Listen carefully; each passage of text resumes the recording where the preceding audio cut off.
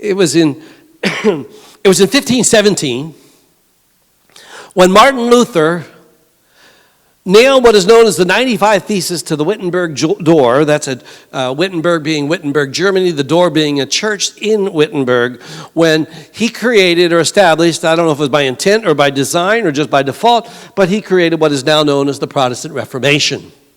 During that time, the church was caught up in all kinds of things, selling indulgences, being able to buy your way into heaven according to the theology of the day, and just so many different things.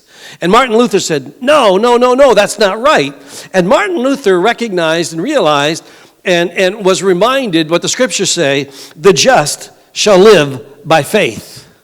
And Martin Luther was reading in the book of Romans, and he was reading all of those things that Paul was writing in terms of, in Ephesians he wrote, by grace are you saved, not of works.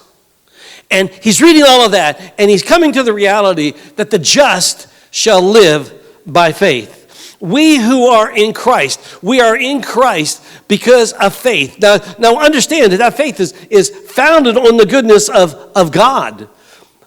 Our faith in and of itself does not buy anything from God. God is already predispositioned to give us good things because God is pro-creation. He is pro-you. He is pro-me. But faith is just coming alongside and saying, I think in some ways faith is more about us just developing a confidence and a trust and being able to find ourselves built up in that trust of God that He can do things in our lives and for our lives and through our lives. The scripture is full of examples of the just living by faith. We read the story of Noah. God says to Noah, Noah, the earth is wicked, beyond imagination. And the time has come for me to respond. And I'm going to respond with judgment. And in that judgment, Noah, I'm going to make a way for you and your family to not totally eliminate humanity, but to be the extension of and the recreation, if you will, of humanity. And so, Noah, I need you to build me an ark. Actually, I need you to build you an ark. So Noah, I want you to build an ark, and he gives him all the dimensions and all of that kind of things, and he does all of that, and Noah says, okay, God, I will do that. God, you've told me, and I will obey, and I will respond. What's an ark? Well, it's going to rain. Why? What do you mean? What's that? I don't even know what rain is, because up until that time, it had never rained on the planet. The floods come, and we know the story. But the just shall live by faith, and by faith, Noah responded. Abraham's living in the land of the Chaldees. He leaves there. He's moving on. And God begins to talk to him. And he says, I want you to leave your family. I want you to leave everything that you know. And I want you to go to a land that you do not know. I want you to go to a place where you are unaware. I want you to experience new things. You're going to find new plant life. You're going to find new experience. You're going to find all these new things. And Abraham, I want you to do that. And Abraham, by faith, says, God, I will do that. Come to think of it, I think I just described a missionary. I want you to leave everything you know. I want you to leave your family. I want you to go to a place that I am going to place a love in your heart for a people that you do not know. I'm going to place in you the abilities and the needs and the desires to learn a language and a culture so that you can extend my grace and my mercy to them. And so a missionary hears that call, and he says, God, I'll go. She says, God, I'll go. They say, God will go. And as they begin to do that, I want you to capture something. Even as for Debbie and for me, we had that calling many, many, many, many years ago in 1985 when we first went to Spain. But you know something? We would still be sitting in that wonderful church or in our home saying to each other, we have a call, except for the fact that the church and God's people came alongside and said, we will help you fulfill that call. And then the call becomes a ministry. The ministry is but a call until we all come together and we honor what God's saying to us, and you become a part of that. And then the ministry takes place. Because the just shall live by faith. You know, a missionary, It's incredible what a missionary has to deal with. And I'm not sending a missionary any higher than anybody else. Please don't misunderstand me. I'm not on an ego trip. I'm just explaining our lives. A missionary will drive tens of thousands of miles. Since August of last year, we have driven over 45,000 miles, working on raising our budget. Again, I'm not impressing you. I'm simply saying it's the cost of what it takes to fulfill the calling. And so the missionary is driving all those miles. He's making dozens, she's making dozens of phone calls just to one pastor, just to get to talk to that pastor, because pastors are busy. And trying to make connection with that pastor. All to maybe have a cup of coffee. Or perhaps have the opportunity to stand in a church as I am this morning and to be able to share the calling and to be able to share the ministry. Well, as Debbie and I were working at Seler, it's the Language and Cultural Training Center for all of our Latin American missionaries. Every missionary in the Assemblies of God that goes into Latin America will go to Seler, located in San Jose, Costa Rica. They will go there, they will learn language, they will learn how to read culture, they will learn how to develop. How many of you have ever been on a missions trip, short-term missions trip? Okay, let me explain something different to you. And I know that you were talking about, was it you, Pastor Brian, or was it you, Pastor Xavier, that was telling me about being in Spain? One of you, I think, told me about that. There's a difference, isn't there, between going on a 10-day trip and a 3-month stay, or a 2-year stay, or a 4-year stay into a country. There's a big difference. Those of you that have transitioned and have immigrated into the United States, you know what I'm talking about. There's a big difference between the short term and the life.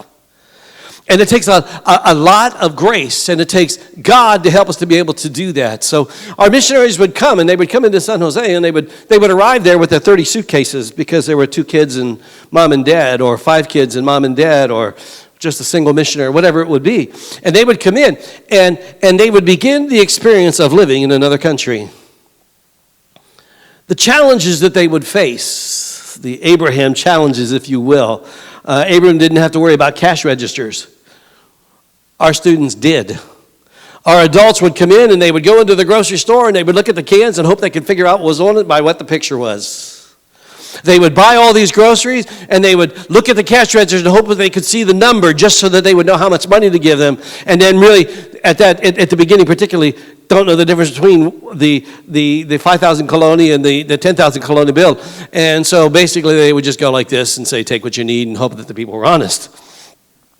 Because it takes that kind of an adjustment until they begin to settle in. It's the missionary who is moving into a new country and doesn't know the transportation, doesn't know the driving. I remember in Jamaica, as Debbie and I were there, we would come back into the States every now and again, and she would have to remind me which country we were in, because when I would get back after being in the States for a week or two, I'd get back to Jamaica, and I'd go to jump into the car and say, who stole the steering wheel?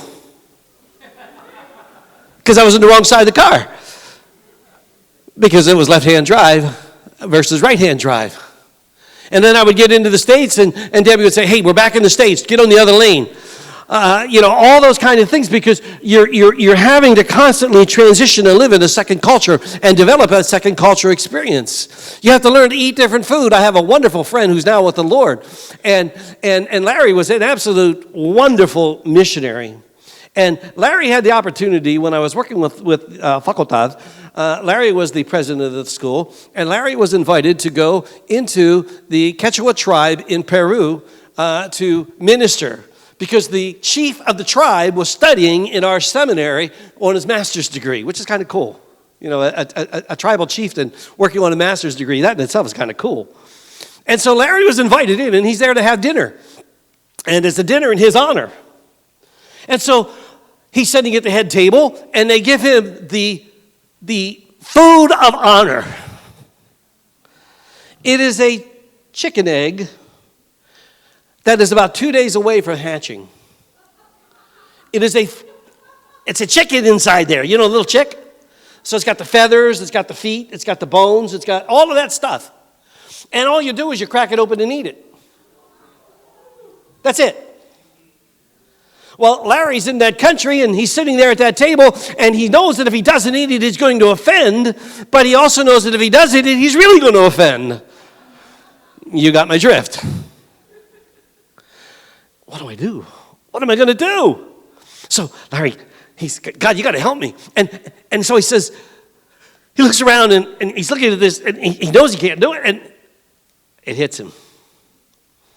Folks, it's my honor to be here, but I am but a humble missionary. I am nothing more than a servant of the Lord. I am nothing more than a nobody carrying the name of Jesus. I'm not worthy of this honor. There is only one person at this table who is worthy of this honor. It's the chief. And he gives the chief the chicken egg, and the chicken, and it comes out wonderfully. Larry looks like the hero, and he doesn't have to eat the chicken. You got the point. You see, the just shall live by faith. Our students would come in, and I would talk to them, and I would say to them, how many of you had that moment in your itineration where you felt like it was over? Because every missionary feels that. Every missionary hits that wall where it doesn't look like the budget's going to come together, doesn't look like the economics are forming, and it's like, I might as well go back and do what I used to be doing. And every hand would go up, every student, every new student. By the way, as we served as directors of school, over 200 missionaries went through the school and are now in ministry all across Latin America. Yeah, that's a good thing, isn't it? So I said to them, what happened when you had that moment? And they said, oh, we just prayed and worked harder. I said, yeah, because the just shall live by faith, and the just will also work hard. And I said, how many of you had the God moment? And they grinned, because they all know what that is. The God moment is when God comes in a missionary's life. You have those God moments in your circumstances as well. But in a missionary life particularly, it's the God moment when you go into a church and you have this incredible pressure upon you to raise the budget. And I remember when Debbie and I were coming back into missions a second time. And as we came back in, we were coming out of Jamaica and we were getting ready to go to Costa Rica. And we were short budgeted and we were asked to, out of the blue, to transition, and there was a whole story behind it, and we ended up not being able to itinerate. And we were under budget by about 25%. And so we began to pray and say, God, you got to help us. And the Lord spoke to me and challenged me to believe him for 515 by 5. $500 monthly support increase, $15,000 cash, all by May 5th of that year because of when we had to be in Costa Rica. In January of that year, we lost support, churches that had dropped us. And I'm like, God, it's not supposed to work this way. You remember, we're trusting you for the other way. And around March, we have about $5,000 raised now in cash. We need 15. And I fly to Texas, and I'm in Texas, and I'm in a church service on a Saturday night at a banquet, a missions banquet, and I'm just sharing, and I don't talk about 515 by 5 or anything like that. I'm just talking about what we've done and what God has done through us. And a guy there named Terry, a dear friend, Terry came up to me after the banquet and said, Denny, hey, listen, I won't see you tomorrow. I won't be in church because I've got other commitments. And I said, Terry, no problem. Bless you, man. See you next time through. He said, okay. Well, the next morning, about 3/4 of the way through the church service, I look, and there's Terry sitting back towards the middle of the right side of the church. I'm like, what? So I see him afterward, and I said, Terry, what are you doing here? And Terry said, well, since I drove away from the banquet last night, I've been wrestling with God. I said, well, that's probably good. Did he win? And he said, well, I think so. And then I won't go into all the details, but Terry works into his pocket, reaches into his pocket, pulls out an envelope, and hands it to me. He says, God told me to give you this. It's a check for $10,000. We had the 5. We needed the 15. See, it's the God moment. It's the God moment, and the just shall live by faith. And so missionaries, as they're itinerating, they're not looking to people for provision. They're looking to God. But how many of you know that God uses his people to do that? And so our confidence, even as we're walking through what we're walking through right now, is we see God as our provider. We trust that as we all walk by faith, you hear from God and you invest in missions as God has called you to, and we invest in missions as he's called us to, and we see God do some pretty amazing things because the just shall live by faith. The just shall live by faith even in the difficult times. Even in the difficult times. Because God doesn't change. In February 28, 4 years ago, this past February, Debbie and I were at Sincel. We were working. It's been a tough day. How many of you know that missionaries are human? Believe me, they're human. How many of you know that humans sometimes have trouble because they're human? Well, our missionaries were struggling with being human that day. And some of them were really, really kind of bumping up against each other, and Debbie and I had to help bring some solution to that. It was a really, really challenging day. We were exhausted by the end of the day. In the afternoon, we got to do a cool thing. We got to take all the little missionary kids, 3-year-olds up to about 6-year-olds, 5-year-olds, and we took them all to the McDonald's playground. And it's just fun to play with those kids and just enjoy them. And so we had done that, and we're talking about it all day because you see about 4 or 6 weeks before, the missionaries had asked us, the students had asked us, may we have a worship night, just a time of celebration and praise in the chapel on that Friday night. It happened to be that particular Friday night. And we said, of course you can. And so we were discussing all day, Debbie and I, do we stay or do we go? You have to understand that where we lived in Costa Rica, where we lived in San Jose, on Sunday morning, I could drive to church or to the school from my home. I could drive in about 12 to 15 minutes. On Monday morning, that would be a minimum of 45 minutes. To go home was a minimum of an hour because of the traffic. And it was a Friday night. We were absolutely exhausted after a busy week and an extremely difficult Friday, and we're stay or go. We decided to stay. We enjoyed the worship time. We enjoyed the time with our students and with the Lord, and the Lord was very kind to us as he met with us. And we left. We're driving home, and it's now about 8:30 at night, and we pull into our property where we were living in the missions home that was provided for us. And we drive into the property, we open the security gate, and we drive through. We open the garage door to drive into there, and I pull in, and the security gate is closing as I'm shutting the car off. And I step out of the car, and as I step about halfway out of the car, and I hear something happening behind me, and I don't know what it is. Something like running. And I finally turn, and as I turn, I'm greeted with a very large caliber handgun stuck to my head. It was not going to be a very good night. Debbie saw the terror in my face, and she jumps out of the car, and she's going to come around and try and help. And as she jumps out of the car, another man grabs her around the waist, pulls her close. She was so animated that probably about where I am right now to the wall, she bounced him off the back wall as she pushed him backwards, and he still didn't let go. Bruised her ribs severely. He stuck his hand in her mouth because he didn't want her screaming, and he had a leather glove on that was absolutely filthy. Bruised her vocal cords. It was a mess. It was a mess. But they took us into the house, and obviously they were going to ransack and rob the house. As they're taking us into the house, one of them makes a phone call and says, come quickly, we need help. And before we knew it, there were 4 gunmen in the home. They took us into the bedroom, they tied our legs up, and had us leaning over the bed. They hadn't yet tied our hands up, but they were getting ready to do that. But in the meantime, they were ransacking the home. 45 minutes, an hour into it, one of the gunmen comes running into the bedroom, screaming at me, nose to nose. Where are your car keys?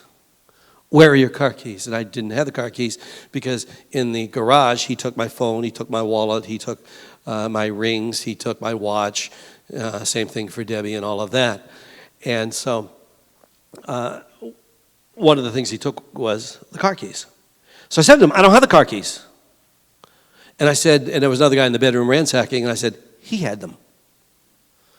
He said, I want the car keys. I don't have the car keys. I don't have them. Thank God he believed me.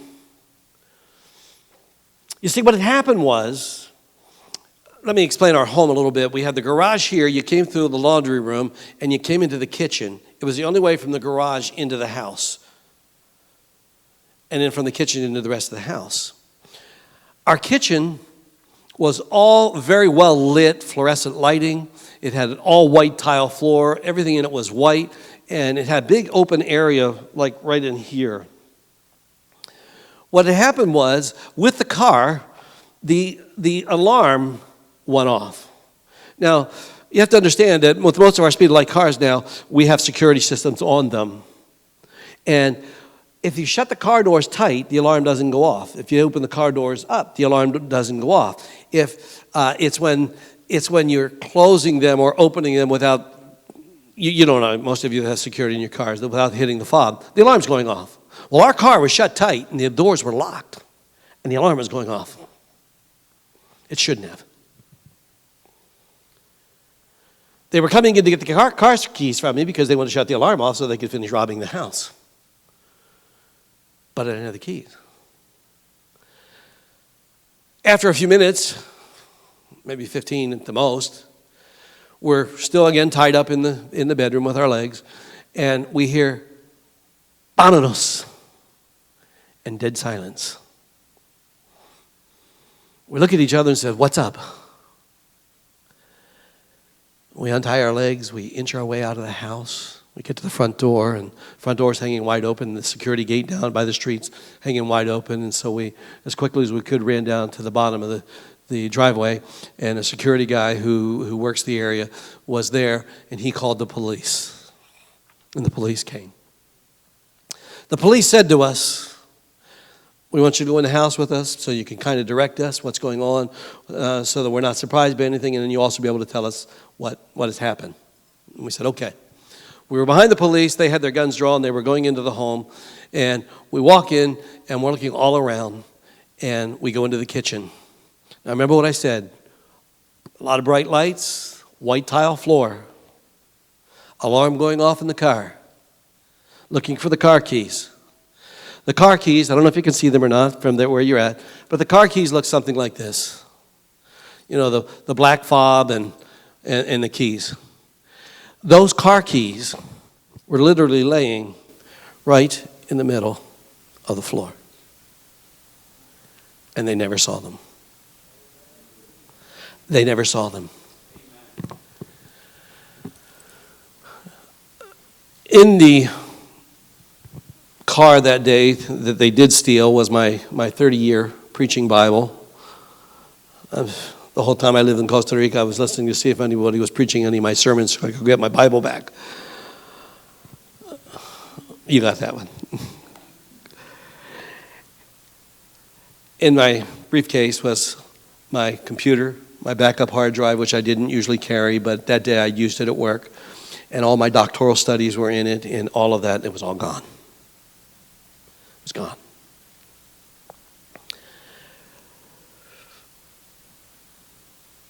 My passport was in there. Gone. So after 3 or 4 days, we were able to secure an emergency passport. We fly back into the United States. We come here to New England.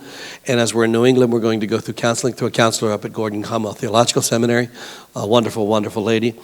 And we're driving to there one day, and I had just been reading in my devotions Jeremiah, speaking of the prophet, 5:22. In Jeremiah 5:22, it says this. God is speaking through Jeremiah, and Jeremiah says, God speaking, "I created the waters, I created the land. I created the sand between the two so that the waters would never overrun the land." I began to think about that. And as I was contemplating that, I began to think about Job. And you remember the story of Job? Satan appears before God, and God says, "See, he's my servant. Isn't he cool? He really loves me." And Satan said, "Well, of course he does, because you've protected him. I can't touch him." And God says, "Okay, up to, but not his body." Then another conversation that they have, same conversation repeats itself, and God says, okay, up to, but not his life. And we know the story of Job if you've read it. If not, it's a great book to read in the scriptures. But I was reading through that, and I began to think about it, and I realized that even as God had placed a protection around Job, even as God had created the waters and the land and created the beach, God drew a line in that sand for us that day. And God had determined that, okay, the trial and the struggle that you are about to go through right now, it will only go this far and no further. And see, for us, the trial was going to end with the alarm going off and the keys not being found. See, when we went back to Costa Rica, when we got back there a few months later, or a few weeks later, about 6 weeks later, Debbie went to a Bible study. And it was a ladies' Bible study, and when she walked in, they began to cry. And they said, we can't believe you're here. And it had nothing to do with us coming back to Costa Rica, and it had nothing to do with her being in that Bible study. It had everything to do with the fact that she was breathing.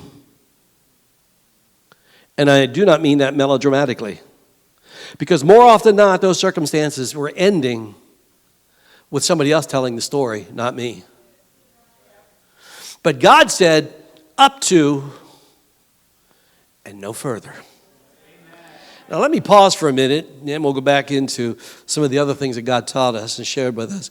But let me point out to you, even as Pastor was talking about the heaviness this morning, and whatever you're carrying, whatever you're struggling with, will you understand that God knows it? It didn't surprise him. It isn't surprising him. And would you understand, and I don't know what it means, and I don't know where it's at, but will you understand that God has said this far and no further in your circumstance? God has it marked in the timing and the depth, the intensity of what you're going through. And God will only let it go so far and no further.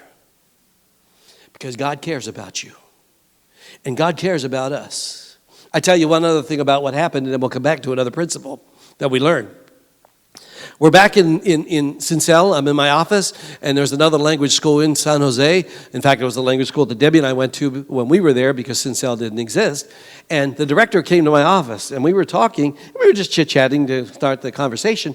And she says to me, she says, I can't believe about what happened and she tells me that she heard about a missionary couple in Costa Rica that were robbed at gunpoint.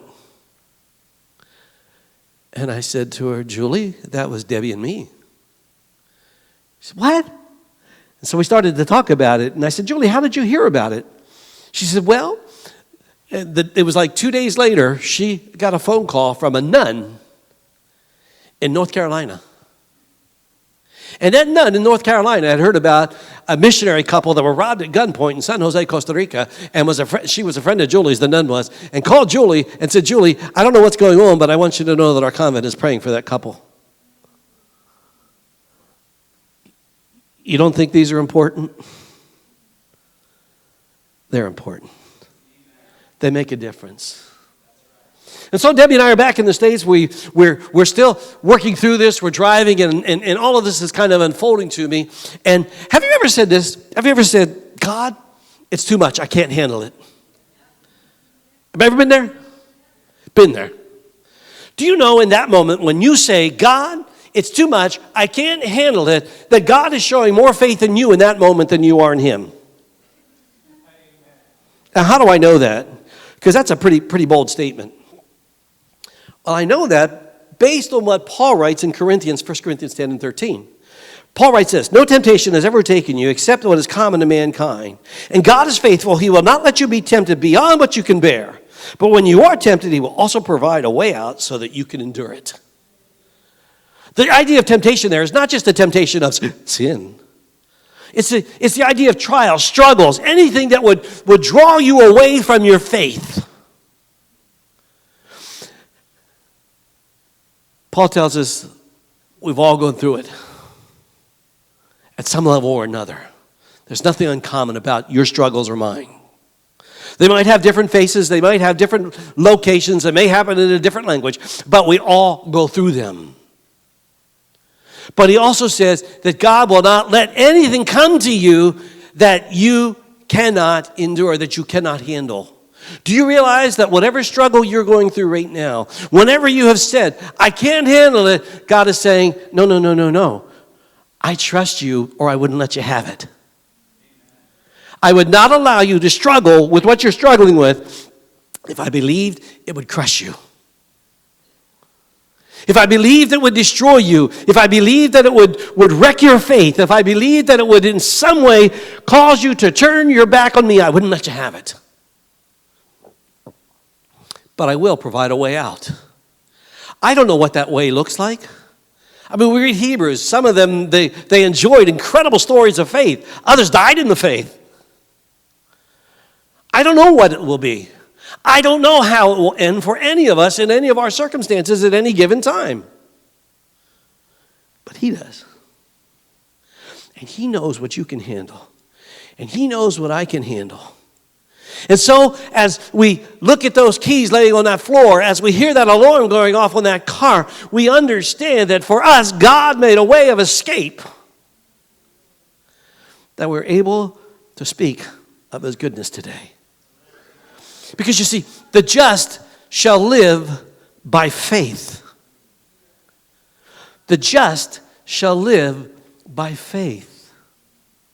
And so again, whether you're a missionary or not doesn't make the difference. What makes the difference is that we belong to the King of Kings. The King of Kings is absolutely delighted to work on our behalf and is focused on working on our behalf because He wants us to, in the end, come out more than victorious. So I don't know what you're dealing with today. I don't know what you'll face tomorrow. But I do know this. Think about what you're dealing with right now. Anybody who's dealing with some things that maybe feel a little overwhelming for you? God says, only this far. There is an end. There is an end. And God knows that end. And He is walking with you to come to that end. And as you feel like it is so overwhelming that you cannot handle it, God is saying, wouldn't let you have it, except to trust you. Except that I know you. I know you better than you do. And I know that deep down within you is the confidence in me, the trust in me, faith that you can see it through. The just shall live by faith. And so, Jesus, let faith rise. Jesus, let faith rise right now. God, there are some sitting here right now that have felt the bottom is falling out on them. Let faith rise. Let confidence extend itself within each one that is struggling. God, for those who are doing well now, and this message sounds great, but it doesn't resonate because they're perhaps not going through difficulties, God, the time will come. God, plant the seed now. Plant the thoughts now. Let them run deep. So, Father, when that moment comes for them, that you will show them that there is an end and that you wouldn't let them have it except that you trust them. Jesus, walk us through it all, we pray, in your name. Amen.